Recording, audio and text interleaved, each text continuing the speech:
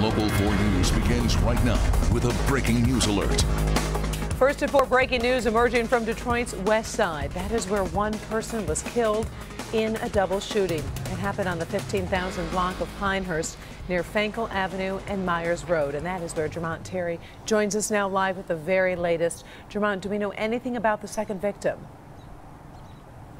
Karen, we know that second person was taken by ambulance from the scene here with at least one gunshot wound. It's unclear how that individual is doing. But let me try to set the scene for you. This is all unfolding right outside Loyola High School. Normally, the students would be dismissing at this time, but unfortunately, they are in the middle of a lockdown due to this situation that unfolded right outside of the school around 2 o'clock. Now, the preliminary investigation from Detroit police is saying that two people met up with a third individual to purchase an item, possibly a pair of gym shoes. They were inside this Jeep, and then at some point, guns were drawn in the middle of this transaction. In the process, one gun went off and hit the driver, killing him instantly, and then the second person was also injured. Now, that third individual took off from the scene, and police were not sure where he ran to, prompting this school to go onto lockdown. Of course, parents were found out about this, and most definitely they were concerned. We call up with one mother who received a frantic text from her son.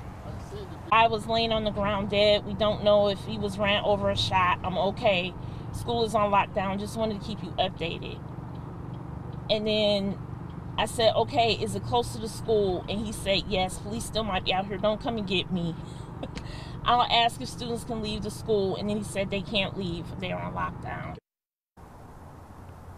And soon after that mother received that text from her son, she received this text message from the school letting them know that currently we are on a school-wide lockdown, but they did point out that all of the students are okay, but they are not permitted to leave. Any questions, parents are urged to contact the school office. And here we are after 4 o'clock. Parents still cannot get to their students, and those students inside Loyola High School cannot come out. We're going to stay on top of this breaking news story and have developments as they become available. Also, stay with ClickOnDetroit.com for the very latest. For now, reporting live on the city's west side, Jermont Terry, Local 4. All right, Jermont, we'll check back with you in a little bit. Meantime, we're also following breaking news out of Lansing at this hour as 3 Michigan State football players have now been charged with sex crimes. Devin Skillion in the newsroom with the latest on that, the players, the charges, and what their coach is saying this afternoon. Devin. Well, Karen, to put it bluntly, these are rape charges, and they involve 3 MSU football players and a young woman in an East Lansing apartment last January. After a lengthy investigation, charges were announced today, and the players were immediately kicked off the team. So the matter is now in the hands of the courts. 20-year-old Demetric Vance of Detroit, the first player to be arraigned this afternoon on third-degree criminal sexual conduct charges. Bond set at $10,000.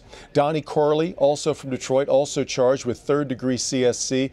Josh King is from Darien, Illinois, facing first and third-degree criminal sexual conduct charges. An independent investigation did find that MSU's athletic director Mark Hollis and the head coach Mark D'Antonio did nothing wrong in their handling of the case, and today the two addressed the charges. Coach D'Antonio paused and reflected when he was asked if he felt betrayed by the players. I'm angry. I don't want to say betrayed. I'm angry. I feel like the education was there. I feel like I've talked about their sense of responsibility that our players have.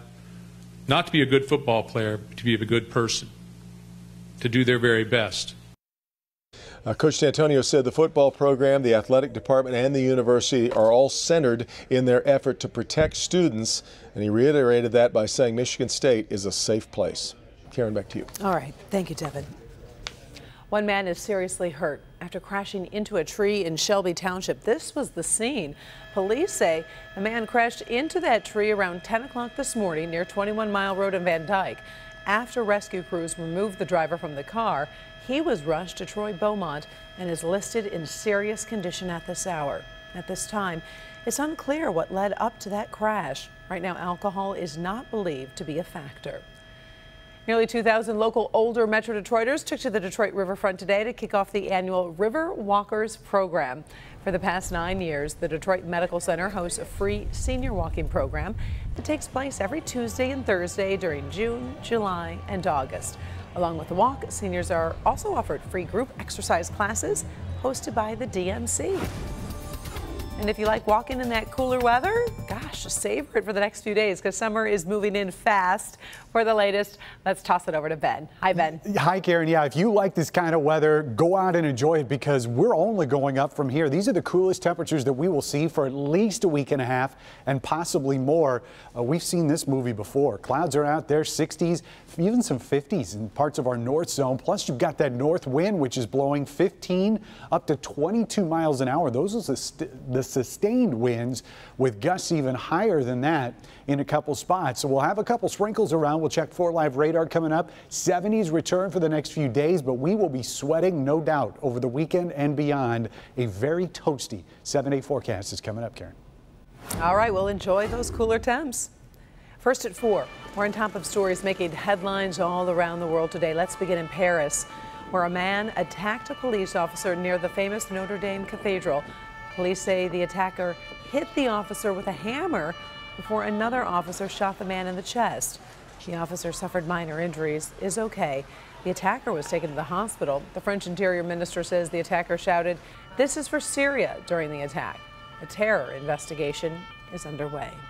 Moving now to London, where police have now identified the third attacker who went on a rampage on London Bridge over the weekend. British detectives believe the third suspect is 22-year-old Youssef Zagba. He's believed to be an Italian national of Moroccan descent. He was shot dead by police during the attack that left 7 victims dead. Police also raided a home in East London, believed to be linked to one of the suspects. Here in the U.S., the arrest of a 25-year-old Georgia woman has raised more questions about Russia and national security leaks. Reality winner of Augusta, Georgia, is accused of sending a classified report about Russia's interference in the 2016 election to an online media outlet. Now, she worked for a private contractor on a military base in Georgia. The classified document says Russian military operatives were trying to hack into a U.S. company that sold election software 1 week before the election. The Kremlin says the allegations are false. A local businessman who made news by being the anti-Scrooge last holiday season is making news again by jumping into politics. This generous boss gave employee bonuses in December ranging from $30,000 to $100,000. Paula Tutman is the first to speak with him about the big announcement. Paula. We first introduced you to Dr. Sri Tanadar in December. Hey guys, hey. The business owner turned Santa Claus who, after selling his Ann Arbor-based science lab, awarded his 50 employees with mammoth bonuses. His secretary got a $107,000 holiday bonus. The president of his company, less than $20,000. The matrix he used to allocate those bonuses gives valuable insight into how Tanadar operates. We are going to take into account only the months of service. So my secretary worked 60 months with my company. My president only worked for 15 months. Transparency is my middle name. Thursday, he will announce his bid for governor, running as a Democrat. He says using his sense of fair play and transparency to rebuild Michigan. He wants to handle the obvious right off the bat. My voters have to get over the funny way I talk. My voters will have to get over the looks and my hair and my color of my skin. I am different. But if they can get over that and look at my platform and look at my track record and look at how I solve a problem, my integrity, my caring, I will fix Michigan's problems. His basic platforms include jobs and economy, moving away from what he calls corporate welfare in terms of tax breaks and incentives taken away from companies not honoring their commitments to the state in terms of hiring. He wants more emphasis on small business and entrepreneurship, and he wants to raise the minimum wage to $15 an hour. The focus that I see is, a bias towards the rich and the wealthy and the privileged. And I don't see as much attention paid to rest of us. I grew up very poor. There were times when I didn't know where my next meal is going to come from. There are times when I lived in a car. I slept in a car. He grew up poor, immigrated to the U.S. in 1979, became a citizen, built an empire, lost an empire, built another empire. A scientist by training, he believes his brain is built to solve problems, Michigan's problems. Now, this was a very long-form interview. We talked about a variety of things, where he sees Detroit fitting into Michigan, how he would have handled the Flint water crisis, education. We can't really get all of that in 2 minutes. What we're going to do is put the raw, unedited version of the interview on my Facebook page, Local 4 Paula Tutman, so you can get a real, authentic sense of who this man is and how he answers his questions and where he is in relationship to other candidates who've already declared. Karen? All right, we always appreciate those longer form interviews, so we will check out your Facebook page. Thank you, Paula. While the race for governor is already getting crowded, many of the candidates lack name recognition. Gretchen Whitmer is probably the best known Democrat to file paperwork in Lansing. Republicans are waiting to see if Attorney General Bill Schuette or Lieutenant Governor Brian Calley will officially enter the race. We'll keep you posted. He's been called the sexiest man alive, and now he's probably one of the sexiest dads in the world. We have baby news from George and Amal Clooney. Also, imagine if your child brought home a yearbook with a page that looked like this. The controversy and how the school district is responding. Also, Bill Cosby's accuser has just taken the stand at the comedian's trial. She is telling her story in public for the first time. And we continue to follow breaking news. We've just been informed that lockdown that has occurred at Lockmore High School has now been Loyola High School has now been lifted. That it was happening on the 15,000 block of Pinehurst. There was a double shooting in that area. Police are still investigating, but again, the lockdown at Loyola High School has just been lifted. We are following the story and have crews on the scene, and we'll bring you an update throughout this newscast. We'll be right back.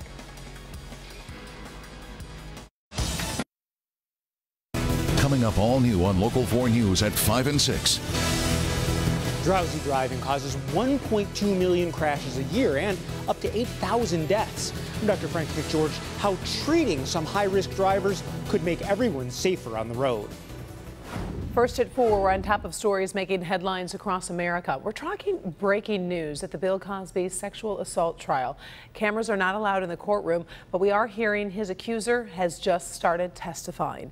Andrea Constand has never told her story in public until now.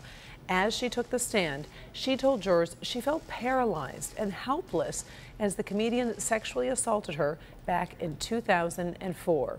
The comedian denies he assaulted her, and his defense team is expected to try to pick apart her story during cross-examination. We'll have an update on the trial on Local 4 News at 5. A California middle school is forced to reprint yearbooks for all the students after images related to the KKK appear on one of the pages. Students at Fresno's Edison Computech School dedicated the page to their social studies teacher. He was decorated with Confederate flags and a blood drop cross, a symbol of the Ku Klux Klan. The teacher says they were using imagery they learned about while studying the Civil War, and she says they didn't understand they were symbols of hatred. Students will get new yearbooks for free. Customers at this gas station in Georgia could not believe what they were seeing. Somehow a nearly 4-foot rat snake slid inside a gas pump to hide. A brave soul named Brandon Rathke used his shirt and pump nozzle to pull that snake out. He says the removal was no big deal. He likes snakes and released the reptile into some nearby woods. Oh, very brave. Ben and I are shaking in our boots. Every time I get gas for the next 6 months, You're like, I'm going to be looking in there going, oh my goodness. I don't want to deal with it. Well, Ben is back. It is cooler, and you know what? It's actually kind of good because it's going to get so hot next week. This is a good time to enjoy. We've got something for everybody here in the next. If you like it cold, if you like it hot, we've got everything in between. And the 4 Live radar showing that there are a couple sprinkles out there with those clouds, but it's very light stuff, so it's very faint there on the radar. It looks like we may have a sprinkle just starting to approach downtown. But generally tonight, we're looking at dry conditions when the Tigers are back in town, taking on the Angels over at Comerica Park, and it is a 7:10 first pitch. It's going to be cool out there, so just pretend like it's playoff baseball because Well, we may not get to see that this year. I'm kidding. Mostly cloudy skies out there for the game, and we do have a lot of clouds out there right now. There's the ballpark, very green grass, and in fact, a lot of the areas still seeing lush conditions, but we've got a pretty dry forecast ahead of us. 66 is where we're at temperature-wise, but when we look forward here to the next few days, there is not a lot of rain to look at, including here in the short term. We'll get any of these sprinkles out of here by about a sunset tonight. Clouds start breaking up, and that means just like what we had this morning, it is going to be a bright start tomorrow afternoon. The difference is we're not going to get the clouds back in the afternoon, so that's going to help boost temperatures as we go into the 70s tomorrow. And once we're there, we just continue adding on to that as we get further and further into this 7-day forecast. So lows tonight will be at 52 close to Detroit. There will be some 40s in our outlying areas, especially our west and north zones. Let's break down highs in our 4-zone forecast. Metro zone highs tomorrow, low 70s, pretty much the entire zone, right at 70 downriver. And if you're in the south zone, especially down here near the state line, you'll be seeing those low 70s, slightly cooler out towards Lake Erie. And in our west zone, highs tomorrow still low 70s, even up towards Genesee County, 71 in Flint, Novi, Canton, some of the warmer spots at 73. And highs in our north zone tomorrow, generally around 70, but out closer to the lakes, we'll see the 60s for high temperatures tomorrow. Not as much of a wind in the afternoon as what we've got out there right now. So looking at the 7-day forecast, look at how these numbers jump once we get past Friday and into the weekend. 85 Saturday, 89 on Sunday, and then we finally hit 90 for the first time this season on Monday, and we continue it on Tuesday. Once we get into Saturday afternoon, that's when the humidity is going to start to spike. So these numbers will actually feel just a little bit hotter than what the thermometer is going to be showing. And you can tell that those morning lows will look like what we have been seeing for high temperatures over the last few days. And really our only significant chance of rain is going to be those showers and thunderstorms on Friday. So if we don't see anything then, it looks like we could get through the next 7 days without a drop of rain. So may need to start watering before too long, Karen. All right. Thank you for the reminder, Ben.